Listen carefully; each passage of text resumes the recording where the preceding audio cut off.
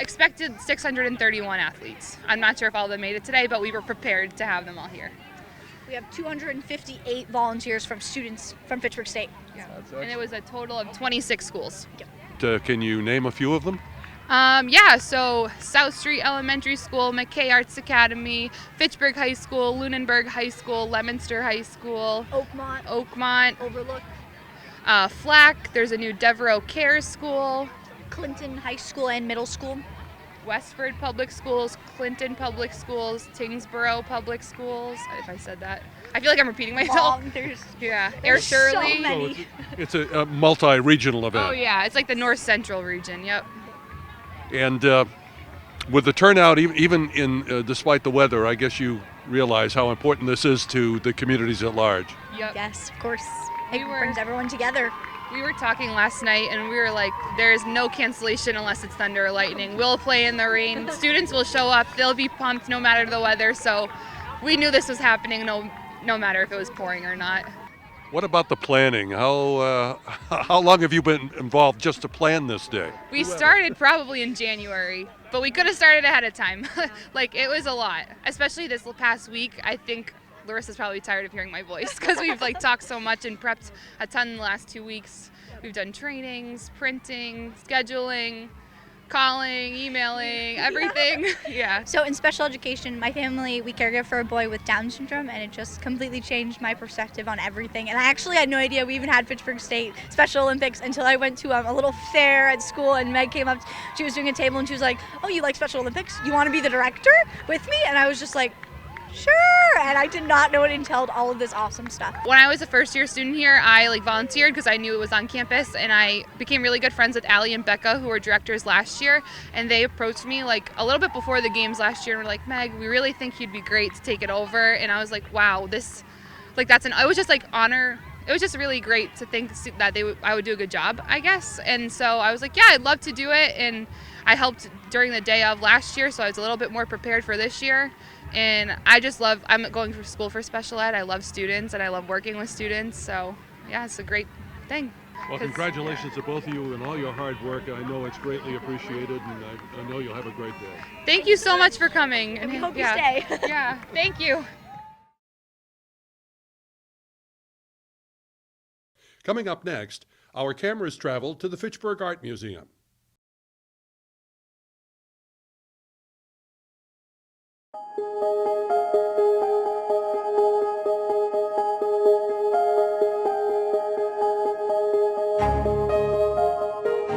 Today, on the closing day of Fire and Light, Autopina in Groton, 1983 to 2014, we held a sky event, which was pretty fabulous and really great because sky art was one of the really significant pieces of Pina's practice that he continued from the time that he coined the term in 1969 until the end of his career. And as sky art takes place outside of the museum walls, it was really nice to be able to have this in this park and have it be a connecting point to the exhibition on view at the museum. So the premise of sky art is to inflate a giant inflatable sculpture. The one that we did was Paris Star. It looks like a giant white flower or shooting star. And it's an event that is really geared toward bringing a group of people together. It's a collective experience and really sort of changing your perspective about the environment around the piece. So it changes your sensitivity to all of the elements. So today we were dealing with some air and the threat of thunderstorms. So you become very aware of that, and also sort of are able to reorient yourself in the space around the piece.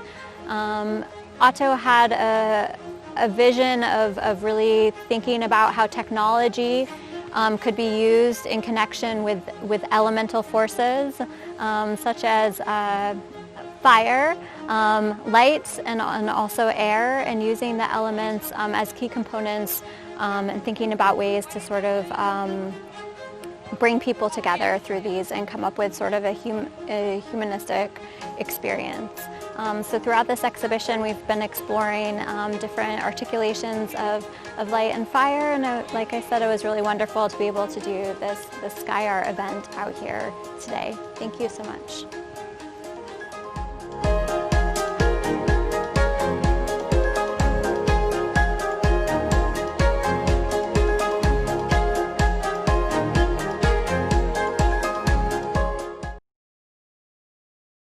Coming up next.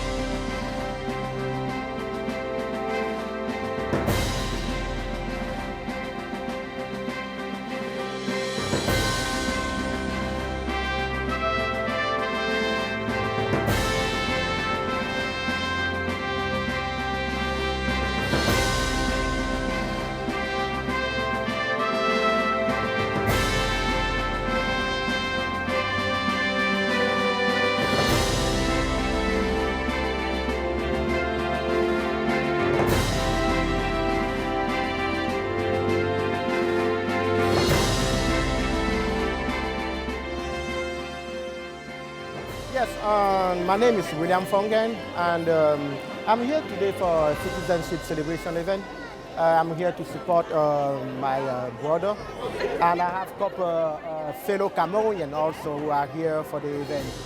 It's not the first time for me to come to a naturalization event because most of my family members went to this ceremony, and it's very important for us. It's very important for everyone because when you come to America, you have one dream in mind. You want to become a citizen, you want to be part of the dream, you want to work hard for America, and you want to share that dream with a lot of people that you can. That's why today is a very special day, especially for my brother and my friend, and for everybody who are going through this process today and who give the oath to the United States, today. For me, I did this a couple of years ago in 2009. It was very emotional. So be part of a family and feel the love from a whole nation as a whole, and have the judge congratulating you, have the president congratulating you is very special. You feel like you are at home. And I'm pretty sure a lot of fellow non-American citizens feel as at home and been welcomed by pretty much everyone. Thank you.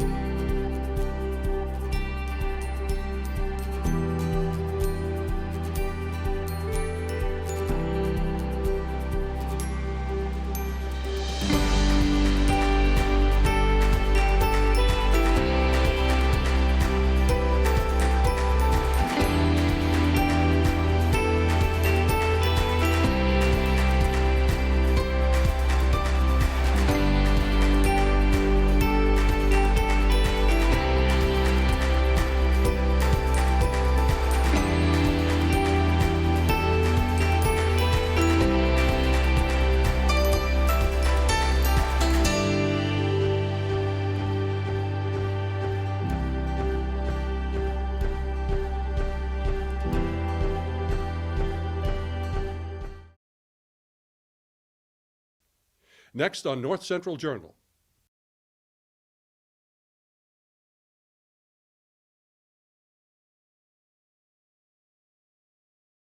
Everybody, thank you for coming today at this historic day. On behalf of the Fitchburg Housing Authority, I welcome everybody, from our residents to guests to local officials and to people who do not live in Fitchburg. As we gather here today to honor what our country did 75 years ago on D-Day, right now our president and other war leaders are doing the same thing at Normandy. Normandy is American soil. It is sacred ground. But also, for different reasons, Green Acres and the people here in these buildings are also is also sacred. In 1948, the city of Fitchburg created the Fitchburg Housing Authority for the sole purpose at that time to house veterans returning from World War II. This road in back of me is named after the D-Day. It's Normandy. The road in front of me is Leyte, named after the Battle of Leyte Gulf in the Pacific. And it was an honor for returning veterans to live here. I'm old enough to remember when this was referred to as veterans housing. And half of my friends started their lives in veterans housing here in Fitchburg, and then their moms and dads fortunately were able to purchase a home and move from here. So I am delighted that the Fitchburg Housing Authority chose the anniversary of D-Day to bring this flag back and to remind people what this project started as and what it stands for. So there was devotion to duty and untold sacrifice. And when they returned home in 1948 and shortly after the war, this community, and I'm proud that my predecessors on the city council recognized that need and that commitment. And we honored their commitment and that duty in our own way through ensuring that there are clean and dignified housing for our veterans to return to raise their family in the years to come. You know, today is more than just a flag dedication. It's wonderful that we're honoring that commitment and raising the flag and flying the American flag once again, but it's about the dedication of this community and honoring that commitment we made in 1948 for the years and decades to come. It's about honoring the commitment of veterans, both in World War II and in every conflict there since, and in every conflict yet to come. We owe them an incredible debt that we can never repay, and it's amazing that we renew that vow, and we need to remember that vow from each year. And our housing needs to always reflect the needs of that veteran community and the commitment we made in 1948. I always wonder, like, what were those young men thinking? What were they thinking when they were on those boats, about to land on that beach, knowing that the likelihood of surviving was almost none?